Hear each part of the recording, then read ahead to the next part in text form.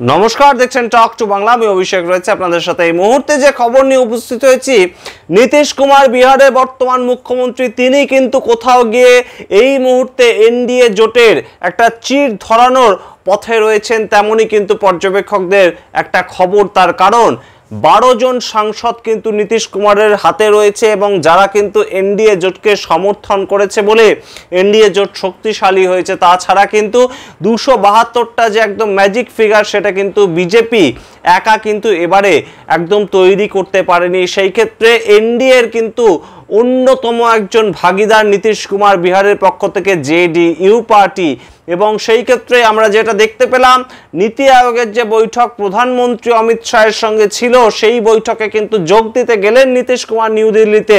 কিন্তু সেই বৈঠক কিন্তু ছিল একদম শনিবার দুপুর 2টো থেকে। কিন্তু সেই বৈঠকের যোগ দেওয়ার আগে জেপি নাড্ডা, বিজেপির সর্বভারতীয় সভাপতি, তার সঙ্গে বেলা 12টার থেকে কিন্তু বৈঠকে বসলেন নীতিশ কুমার।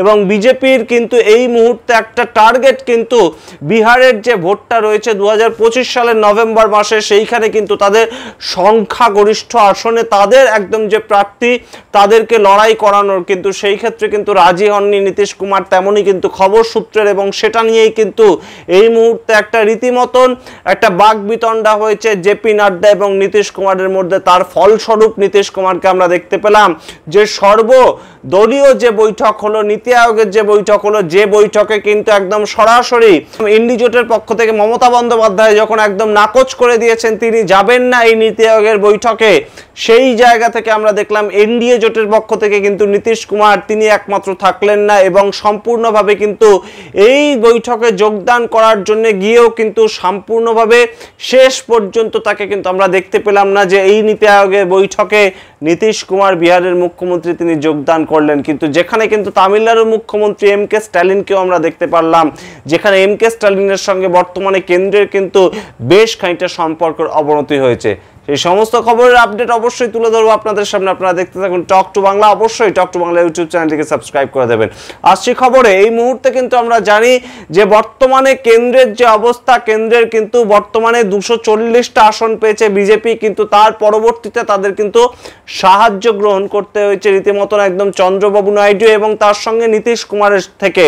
এবং সেই ক্ষেত্রে নীতিশ কুমারের যে বিহার থেকে 12 জন সাংসদ রয়েছেন, তারা কিন্তু একদম এনডিএ সরকারকে সাপোর্ট করেছেন বলেই এনডিএ সরকার কিন্তু বর্তমানে তৃতীয় মোদি 3.0 যে সরকার চলছে, তারা কিন্তু সেটা গঠন করতে পেরেছেন। তেমনই কিন্তু আমরা দেখতে পেয়েছিলাম 2024 সালে অষ্টাদশ লোকসভা নির্বাচনের পরবর্তীতে। এবং সেই জায়গা থেকেই এবারে আমরা যেটা দেখছি যে এই মুহূর্তে কিন্তু নীতি আয়োগের বৈঠকে নীতিশ কুমার নিউ দিল্লিতে গেলেন এবং একদম সরাসরি সর্বভারতীয় সংবাদ সংস্থার কাছে কিন্তু তিনি বললেন যে আমি নীতি আয়োগের বৈঠকে যোগদান করতে এসেছি। কিন্তু সেই ক্ষেত্রে আমরা কিন্তু শেষ পর্যন্ত দেখলাম যে নীতিশ কুমার কোথাও গিয়ে যোগদান করলেন না নীতি আয়োগের বৈঠকে।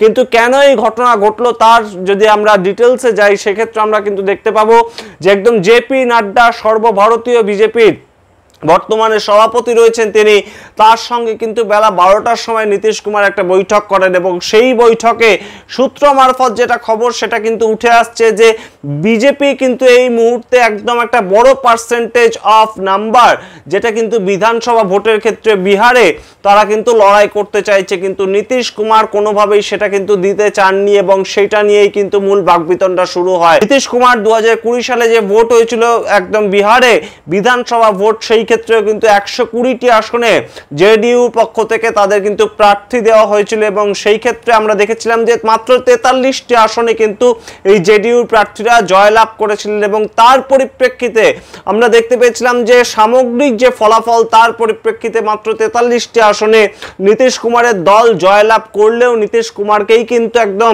বিজেপির সমর্থিত একজন মুখ্যমন্ত্রী হিসেবে তাকে পদ দেওয়া হয়। এবং গত 5 বছর তিনিই কিন্তু মুখ্যমন্ত্রী ছিলেন। এবং 2025 সালে এসে 2025 সালের নভেম্বর মাসে যখন বিহারে বিধানসভা ভোট একদম নির্বাচিত হতে যাচ্ছে নভেম্বর মাসে, আমরা জানি এই মুহূর্তে কিন্তু বিহারে অন্যতম একটা গুরুত্বপূর্ণ পার্টি হিসেবে আবারও উঠে এসছে লালু প্রসাদ যাদবের যে একদম আরজেডি পার্টি, সেইটা যেমন উঠে এসছে, তারা যেমন কোমর বেঁধে তৈরি হচ্ছে 2025 সালে ভোটের জন্য, ঠিক তেমন ভাবেই কিন্তু আমরা দেখতে পেয়েছি যে পিকে অর্থাৎ প্রশান্ত কিশোর যিনি ভোট কৌশলী ছিলেন, তিনি কিন্তু তার গত 2.5-3 বছর ধরে একটা দল তৈরি করেছেন এবং তারাও কিন্তু বিহারে ভোট লড়ার জন্য রীতিমতন তৈরি হচ্ছেন। সুতরাং সামগ্রিক তাদেরকে টেক্কা দিয়ে একদম বিজেপির যে জোট সঙ্গী হিসাবে জেডিইউকে তারা যেভাবে একদম তৈরি করতে চাইছে, কিংবা তারা সামগ্রিক খেলাটা যেভাবে তৈরি করতে চাইছে, এবং অমিত শাহ বর্তমানে যেভাবে সম্পূর্ণ বিহারের ভোটটাকে পরিচালনা করতে চাইছেন কেন্দ্রীয় স্বরাষ্ট্রমন্ত্রী হিসেবে, কিংবা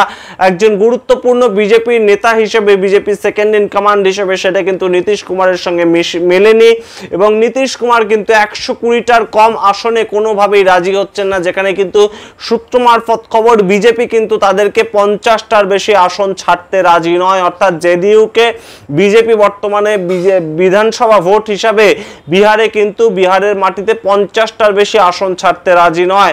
অর্থাৎ 43টা আসন পেয়েছিল তারা 2020 সালে বিধানসভা ভোটে, সেই জায়গায় 50টার বেশি আসন কিন্তু জেডিইউকে ছাড়তে রাজি নয় বিজেপি, এবং সেইটা নিয়েই কিন্তু একটা চরম বাকবিতণ্ডা হয়। কিন্তু তার পরবর্তীতে আমরা দেখতে পেলাম যেটা একটা বিজেপিকে কেন্দ্রের জায়গা থেকে লোকসভায় কোনোভাবে কিন্তু একটা ইঙ্গিতপূর্ণভাবে একদম চাপে ফেলার জন্য নীতিশ কুমার নীতি আয়োগের বৈঠকে যোগদানই করলেন না, এবং শুধু তাই নয়, তিনি কিন্তু কোনো কথা না বলে চলে গেলেন এবং প্রেসের সামনে কোনো রকম বিবৃতি দিলেন না নীতিশ কুমার।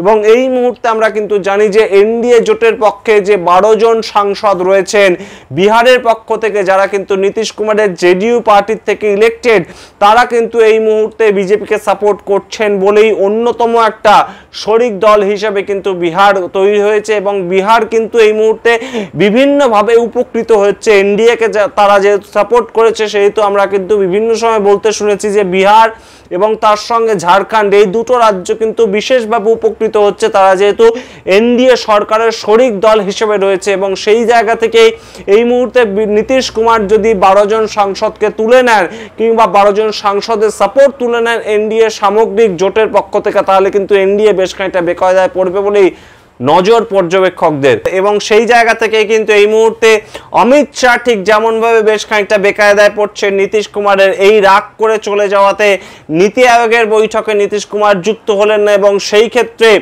জেপি নাড্ডা কি প্রস্তাব দিয়েছেন, সেটা যেমন এখন এই মুহূর্তে বিজেপির সর্বভারতীয় একদম কার্যালয় সেটা যেমন প্রস্তাবিত হচ্ছে, সেইটা নিয়ে আলোচনা হচ্ছে, ঠিক তেমনভাবেই নীতিশ কুমার পরবর্তীতে আবার আরজেডির সঙ্গে অর্থাৎ তেজস্বী যাদব কিংবা লালু প্রসাদ যাদবের দলের সঙ্গে যুক্ত হয়ে বিজেপির বিরুদ্ধাচরণ করে একদম সরাসরি বিধানসভা ভোটটা লড়বেন না। তো সেই রকম একটা ঘটনাও কিন্তু এই মুহূর্তে ঘটতে পারে, তেমন কিন্তু একটা জল্পনাও তুঙ্গে রয়েছে বিহার ভোটকে কেন্দ্র করে। আপনারা কি মনে করছেন অবশ্যই কমেন্ট বক্সে কমেন্ট করে জানান, কারণ এই মুহূর্তে কিন্তু বিহারের ভোট একদম সামনে রয়েছে এবং বিহার যদি এই মুহূর্তে বিজেপির হাত থেকে বেরিয়ে যায়, সেটা কিন্তু বড় একটা এফেক্ট ফেলবে।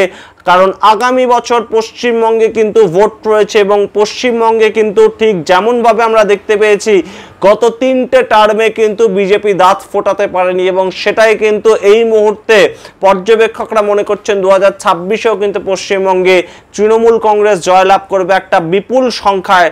ঠিক সেটাকে আটকানোর আগের মুহূর্তে বিজেপি যদি বিহারে তাদের একদম আসনটা ধরে রাখতে না পারে, নীতিশ কুমারকে যদি হাতের মুঠোয় রাখতে না পারে, তাহলে পশ্চিমবঙ্গে কিন্তু লড়াইটা আরও বেশ খানিকটা কঠিন হয়ে যাবে। এইটা কিন্তু অবশ্যই এই মুহূর্তে ওয়াকিবহাল মহলের পর্যবেক্ষণ। আপনারা কি মনে করছেন অবশ্যই কমেন্ট বক্সে কমেন্ট করে জানাবেন। দেখতে থাকুন টক টু বাংলা, প্রত্যেকটি ভিডিও লাইক কমেন্ট শেয়ার করে অবশ্যই টক টু বাংলা ইউটিউব চ্যানেলটিকে সাবস্ক্রাইব করবে। ধন্যবাদ।